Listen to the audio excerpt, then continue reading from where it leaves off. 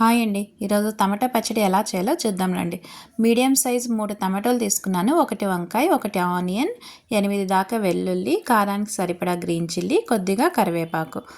ఇలా ఒక పాన్ పెట్టుకునేసి అందులో 2 స్పూన్ల ఆయిల్ వేసుకునేసి మనం ఇందాక అన్నీ కట్ చేసి పెట్టుకున్నాం కదా, టమాటో, ఆనియన్, గ్రీన్ చిల్లీ, 1 వంకాయ అన్నీ బాగా ఫ్రై చేసుకుందాం అండి. ఇలా కలుపుకుంటూ మనం ఫ్రై చేసుకోవాలండి. కొద్దిగా కొత్తిమీర వేసుకుందాం. కొత్తిమీర వేసుకునేసి బాగా ఫ్రై చేసుకుందాం. ఇందులో వంకాయ కూడా వేసినాను కదా, చాలా టేస్ట్ వస్తుంది టమాటా పచ్చడికి.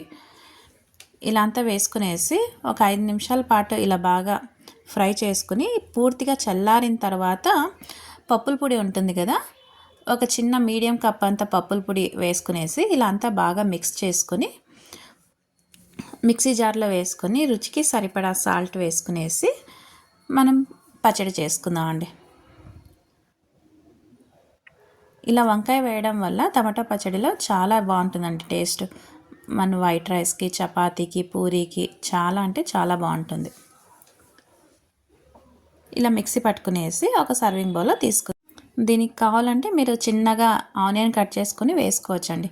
ఇంకా పోపేం అవసరం లేదు. ఇలాగే బాగుంటుంది టేస్ట్ టమాటా పచ్చడి. చాలా ఈజీగా అండ్ డిఫరెంట్గా చేసుకోవచ్చండి.